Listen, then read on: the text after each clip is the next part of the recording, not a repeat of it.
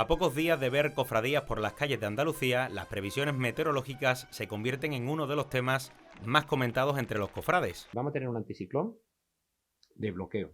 Un anticiclón que va a bloquear, si aguanta, estamos Domingo de Ramos, si aguanta, va a bloquear la entrada de borrascas. Va a bloquear la entrada de borrascas por el Atlántico. Igualmente, el experto ha recordado que habrá que esperar hasta el Viernes de Dolores para contar con datos más precisos. Aún así, todo indica que Andalucía podría disfrutar de una Semana Santa marcada por el buen tiempo. Respecto a la huelga de AEMET para la Semana Santa, el delegado territorial de la agencia ha mandado un mensaje de tranquilidad. Sí se puede acudir a AEMET siempre, digamos, ¿no? Nosotros tenemos unos servicios mínimos, como todas las huelgas, ¿no? Y evidentemente los servicios básicos esenciales están garantizados. Por otra parte, Del Pino destaca que se está trabajando para evitar la huelga prevista para el Domingo de Ramos y el Viernes Santo.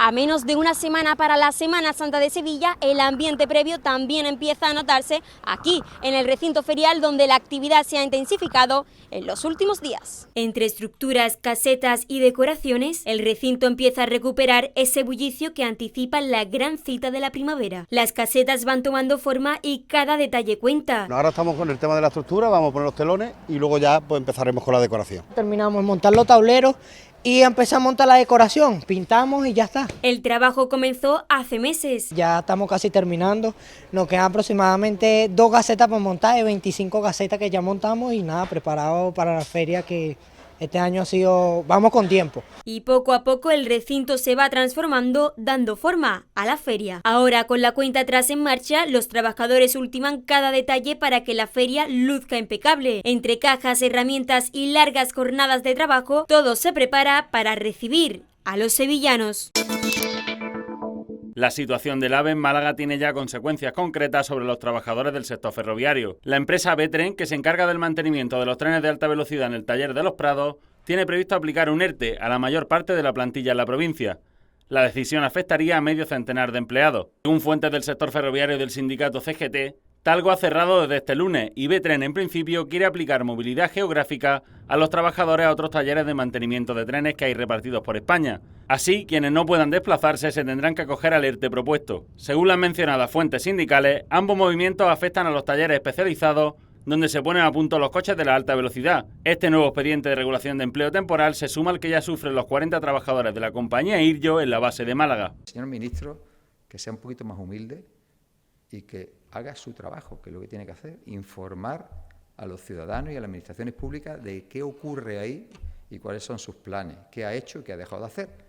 Y lo que ha dejado de hacer, que está claro, pues que pida disculpas, ¿no? Tenía que haber dimitido hace mucho tiempo, pero si no lo hace, por lo menos que pida disculpas, pero no la soberbia con que se está manejando. ¿Usted cree que de verdad que ese problema aquí es si las pérdidas son 300, 400 o 1.000 millones de euros? ¿Ese es el problema? No, ese es el debate al que nos quiere llevar el ministro. Ese es el debate. Las pérdidas, cuando termine ya todo esto y se abra definitivamente la línea, porque ahora va a ser una apertura parcial. Luego vendrá la total que dice que va a ser a final de año. Contabilizaremos exactamente con números, con las fórmulas que tiene el Turismo Costa del Sol, las pérdidas. Y van a ser pérdidas cuantiosas. Familiares y amigos de David y Javier, los dos andaluces detenidos en Guinea Ecuatorial, llevan al Congreso de los Diputados este miércoles la crítica situación que viven ambos en una cárcel de Malabo. Con la entrega de más de 50.000 firmas, reclaman al Gobierno una actuación inmediata que permita su liberación. El granadino David y el cordobés Javier se encontraban en Guinea trabajando en un proyecto de televisión digital terrestre. Fueron detenidos en enero de 2025, tras una investigación a la empresa para la que trabajaban por presunta corrupción. Sin embargo, sus familiares recalcan que ellos no tenían cargos directivos ni capacidad de decisión en la compañía y que son trabajadores inocentes, dicen, que están pagando por los actos de otros.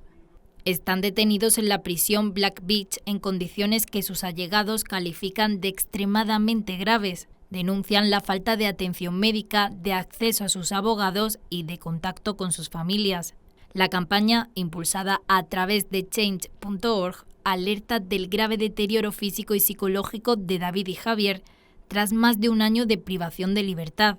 Sus familiares aseguran que uno de ellos ha perdido más de 20 kilos y que su estado de salud es crítico. La concentración busca también visibilizar su caso y sumar apoyos políticos e institucionales. A pesar de haber acudido a distintas instancias nacionales e internacionales, las familias denuncian la falta de avances y exigen una respuesta firme. Advierten de que David y Javier pueden morir si no se actúa ya.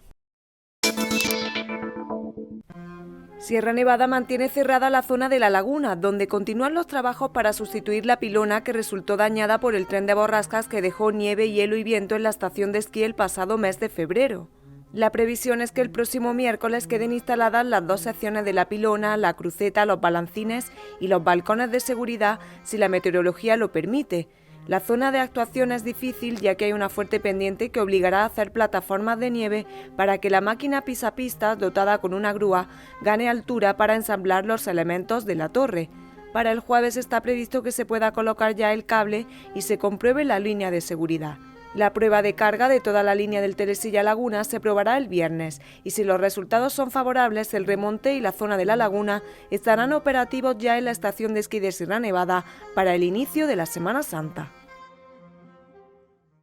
2 torres complementarán la sede principal de la futura Ciudad de la Justicia de Granada. Tan solo 20 días después de desvelar el proyecto de reforma del edificio del Cubo, la Consejería de Justicia y el Ayuntamiento de la capital han arrojado luz sobre la construcción anexa que albergará la jurisdicción penal. Será el denominado Nexus, llamado, según han expresado tanto el consejero de Justicia como la alcaldesa de la ciudad, a jugar un papel fundamental en la unificación de las sedes judiciales en Granada. Se construirá en 2 pasos. El primero comprenderá el Zócalo y la primera torre, mientras que el tercer gran espacio concluirá una nueva edificación que conectará con el Parque Tico Medina y que comenzará a levantarse una vez haya concluido el traslado del resto de sedes al Cubo, pero cuyo proyecto base, si se cumplen los plazos previstos, se podrá encargar a finales del presente año, principios de 2027. Era necesario algo más. Era necesario que a las posibilidades que nos ofrecía el Cubo le sumáramos las que se requerían para instalar la jurisdicción penal, que temporalmente seguirá en el edificio de La Caleta, pero que se ubicará en esa parcela aledaña. Las posibilidades que nos ofrece ese espacio van a cubrir las necesidades presentes y futuras de la justicia en Granada. Este es en concreto el solar donde se construirán las 2 torres que compondrán lo que ya se denomina la segunda fase de la futura Ciudad de la Justicia de Granada. Serán más de 36.000 metros cuadrados de superficie que vendrán a ampliar los servicios jurídicos de la ciudad, aunque no todos los vecinos del barrio están satisfechos con esta construcción. La alcaldesa, sin embargo, defiende que se trata de progreso para la capital.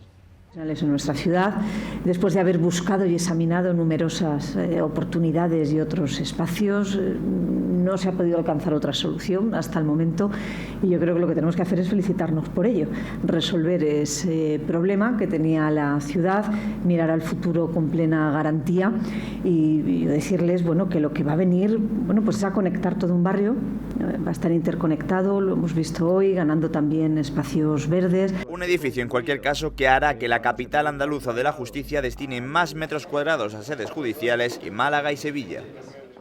Creo que Almería llevaba 40 años pidiéndolo. Este tipo de proyectos generan marca Almería, generan marca Andalucía y sin duda alguna, junto al gran proyecto que está haciendo la alcaldesa de una manera valiente y determinante, que todo este paseo, el Paseo de Almería, esta gran reforma que, como pasa siempre, las obras hasta que no se terminan no todo el mundo la valora. Pero tú tranquilo, que cuando vean cómo queda este paseo, es un espectáculo lo bonito que va a quedar, lo que va a agradecer los ciudadanos poder pasear, disfrutar, lo que va a mejorar la calidad de vida y sobre todo también los restaurantes, establecimientos que van a estar allí, que van a tener mucho más valor. Todo esto, junto a la reforma que se está haciendo al paseo, va a hacer una transformación como nunca se había hecho en la ciudad de Almería. Tras su acto en el puerto de Almería, el presidente de la Junta de Andalucía, Juanma Moreno, ha visitado este lunes el Hospital de la Sarquía en Vélez, Málaga, para la inauguración de la ampliación de este complejo que da cobertura a la comarca de la zona oriental de Málaga. El dirigente andaluz, ya embarcado en la precampaña y en las inauguraciones express, ha recorrido las instalaciones del Hospital de la Sarquía acompañado de profesionales sanitarios. La ampliación se ha centrado en la construcción de 2 edificios para servicios no clínicos, como el salón de actos, la cafetería de personal y público, la capilla, aulas de formación, servicios sindicales y docencia.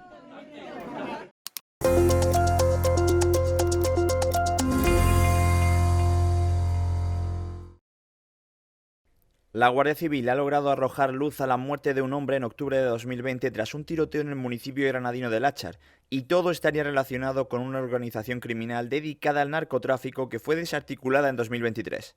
Es la conclusión a la que ha llegado el Instituto Armado a partir de la inspección de las armas intervenidas en la denominada Operación Nazarí Ordo, que supuso la disolución de la violenta banda.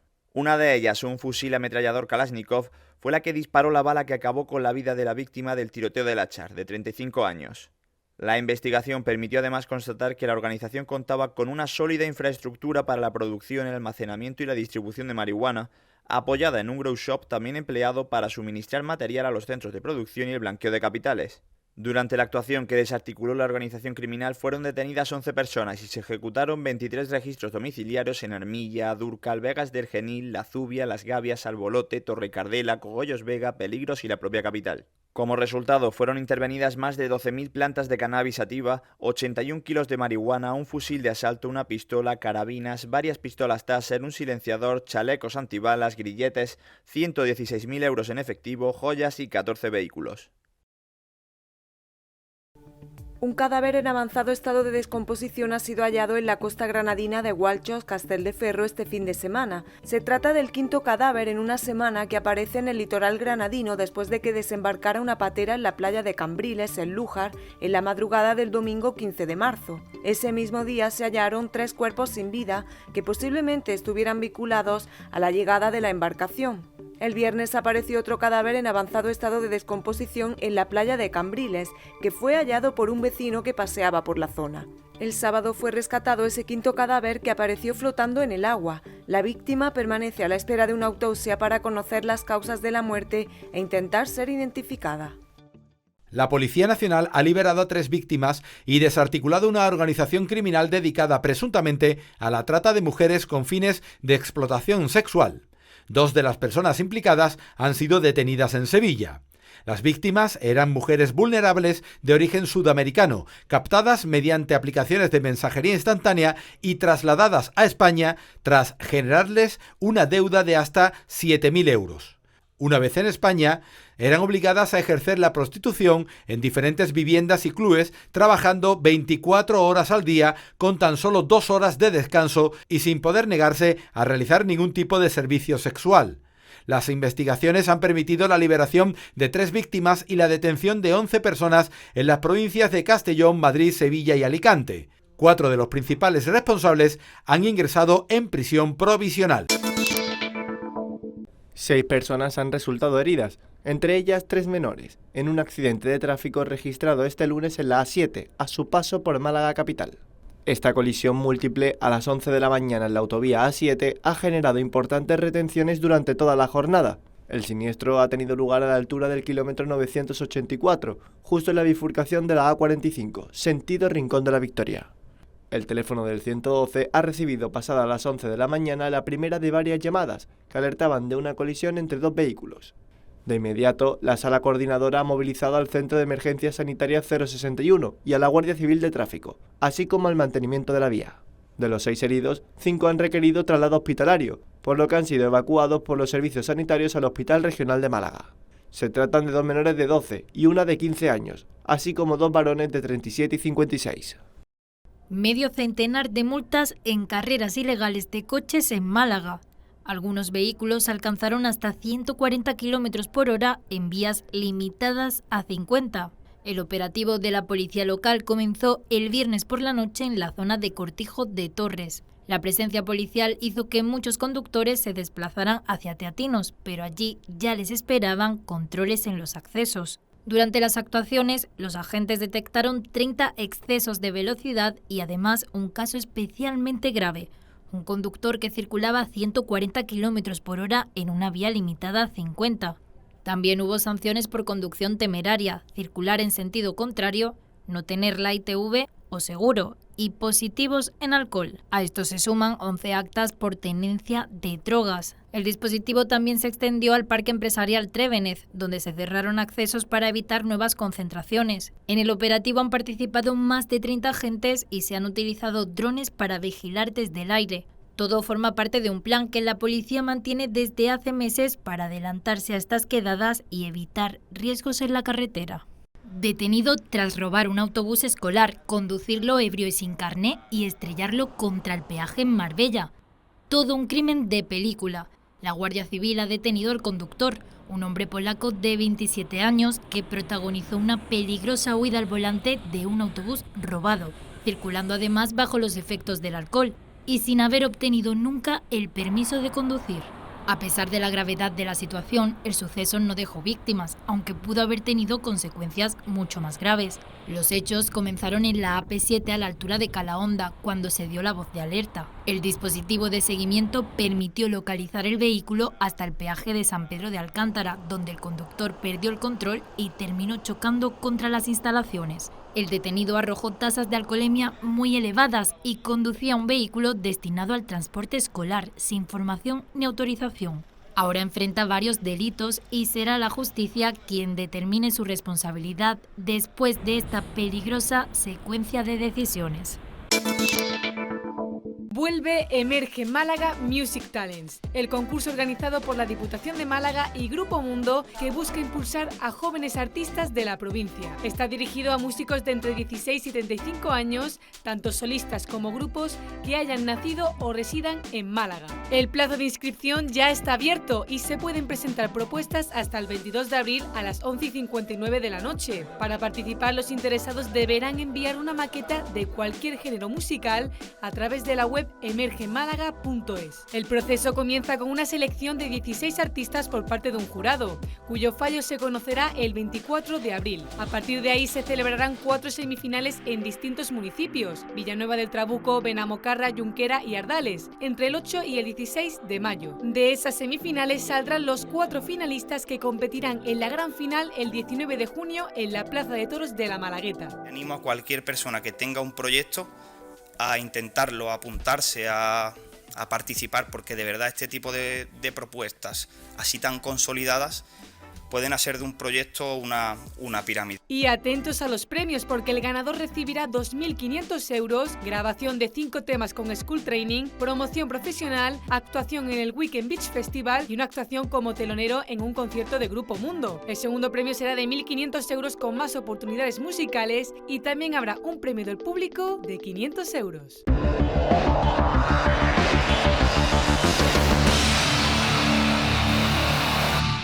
El Sevilla Fútbol Club ha hecho oficial la destitución de Matías Almeida como entrenador del primer equipo. El técnico argentino pone fin a su etapa en Nervión tras una racha de resultados que deja al equipo a 3 puntos del descenso. A falta de 9 jornadas por disputarse y con un calendario poco favorable, la decisión tomada por el Consejo de Administración busca un cambio inmediato que reactiva al equipo en el tramo final de la temporada. El club ya trabaja en su relevo y el principal candidato es Luis García Plaza. El técnico madrileño, con amplia experiencia en situaciones límite, gana enteros para asumir el banquillo en las próximas horas. El Sevilla abre así una nueva etapa contra el reloj, con un parón por delante para preparar la visita al colista el próximo domingo de Resurrección, con la obligación de reaccionar para evitar un desenlace dramático. El Real Madrid venció este domingo por 3-2 al Atlético de Madrid en la jornada número 29 de Primera División. Lo ha hecho adjudicándose un derbi con muchos giros de guión y que al descanso ganaban los rojiblancos con un tanto de Ademola Lookman. Fueron clave los goles de Fede Valverde, que acabó expulsado, y Vinicius Junior, que marcó un doblete. Además, el Barça ganó 1-0 al Rayo Vallecano, sufriendo y pidiendo la hora, a pesar de que tuvo numerosas ocasiones en la primera parte.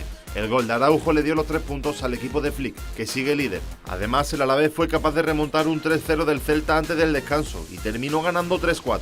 Una victoria que puede ser la clave de la salvación de los babazorros. En segunda, el Córdoba perdió por goleada ante el Burgos. Los burgaleses ganaron 4-0 y se meten momentáneamente en playoff. Además, el Mirandés ganó 2-1 al Valladolid en un duelo directo por la permanencia, que mete en problemas a los vallisoletanos. Por último, venció Las Palmas 1-0 al Sporting. Este resultado devuelve a los canarios a la tercera plaza, que ocupaba el Málaga tras su victoria en Cádiz. El único que ha pinchado de esa zona este fin de semana es el Racing, que perdió sorprendentemente 0-4 ante el Albacete. El Málaga quiere soñar en grande. Los malagueños, afincados en puestos de playoff de ascenso, se han convertido en el equipo de moda de segunda división. Su juego vistoso, el estado de gracia de varios jugadores y una afición incondicional a sus espaldas hacen inevitable pensar: ¿y si es este el año? ¿Y si esta temporada el Málaga volverá a Primera División? Quedan 11 partidos y los malaguistas son cuartos con 54 puntos, mientras que el ascenso directo está a un solo punto. Desde el cambio de entrenador, donde Funes ascendió desde el filial, El cuadro de la Costa del Sol ha marcado en todos sus partidos y únicamente ha perdido 2 encuentros.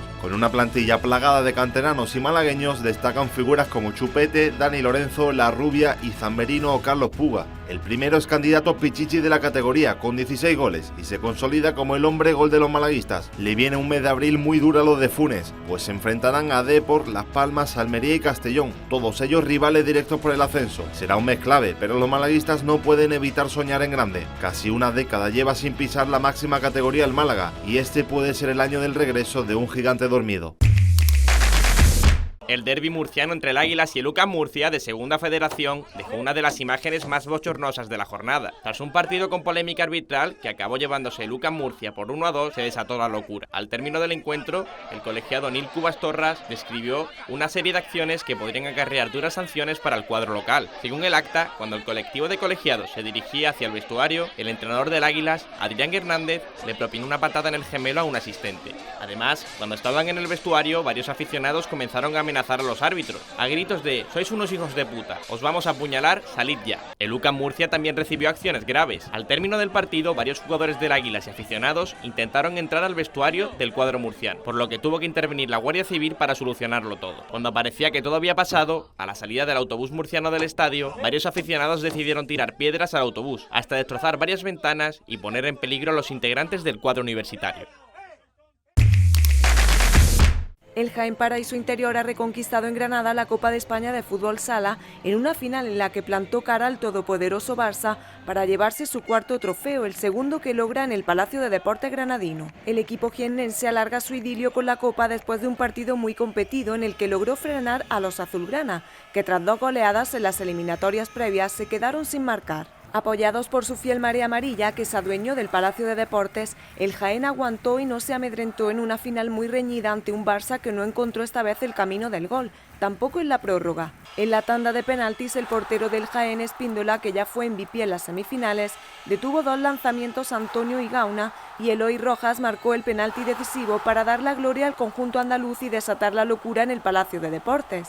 El Jaén Paraíso Interior se coronó campeón de la Copa de España de Fútbol Sala en Granada, tras eliminar a El Pozo Murcia, el Movistar Inter y el Barça. Una gesta para el conjunto jiennense en un Palacio de Deportes de Granada, donde se disfrutó al máximo de la gran fiesta del fútbol sala nacional. Carlos Alcaraz perdió contra todo pronóstico 6-3, 5-7, 6-4 ante el estadounidense Sebastián Corda para despedirse de la tercera ronda del torneo ATP Master 1000 de Miami. Un inesperado paso en falso del murciano que acusó su falta de descanso en el encuentro.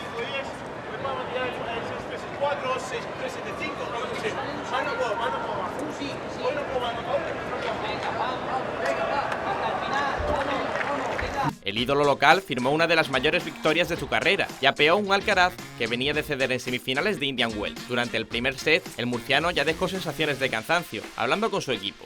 A pesar de caer en el primer set, se repuso y consiguió un 5-7 en el segundo, pero en la última manga del partido, una rotura de corda mermó al tenista del Parmal y se acabó llevando al encuentro. Alcaraz, posterior al partido, afirmó que necesitaba descansar después de una gira en pista dura bastante exigente, para coger la fase de tierra batida de la mejor manera posible. Aceptar de aquí adelante, sé que los jugadores van a jugar a su mejor nivel para poder ganarme, porque yo creo que como también he dicho, es bueno en cierto modo que ellos piensen que tienen que jugar así para ganarme y a aceptarlo y a ser mejor para que no pasen derrotas como las de hoy.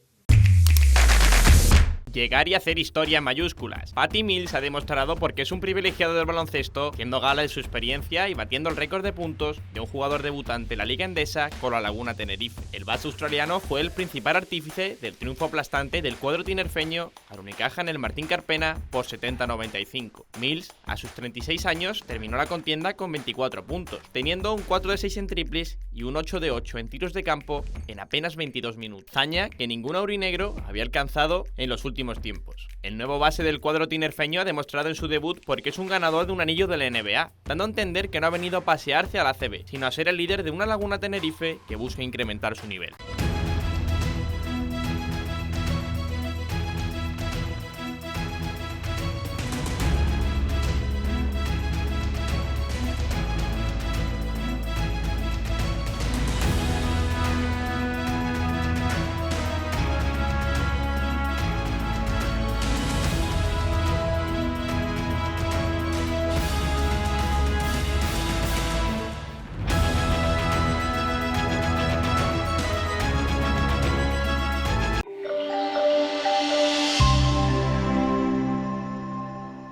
El pantano de la Viñuela alcanza el 90% de su capacidad, consolidándose así una recuperación histórica tras duros años de sequía que enfrentó la provincia de Málaga. El pantano de la Viñuela, el mayor embalse de la provincia de Málaga, alcanza los 148,31 hectómetros cúbicos, lo que equivale al 90% de su capacidad, según los últimos datos consultados en tiempo real este domingo. Este salto favorable confirma una recuperación hidrológica excepcional en la Sarquía, tras 2 años marcados por una emergencia hídrica.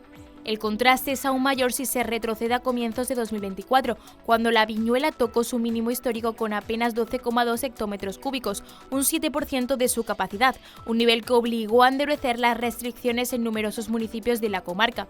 El pantano se convirtió en un símbolo de la sequía en la Sarquía. De momento solo hay desagüe por limpieza. En el caso de que supere lo que la norma de explotación de la presa exige, se desembalsaría. La previsión del tiempo para este martes 24 de marzo en Andalucía es de cielos poco nubosos o despejados, salvo en la vertiente mediterránea y el área del estrecho, donde se esperan cielos nubosos sin descartar precipitaciones débiles matinales, nubosidad de evolución diurna en las sierras, ascenso de las mínimas y descenso de las máximas en las comarcas centrales de la comunidad, con pocos cambios en el resto, vientos de componente este moderados a fuertes en el litoral mediterráneo y flojos a moderados en el resto, el levante moderado a fuerte en Cádiz con rachas muy fuertes.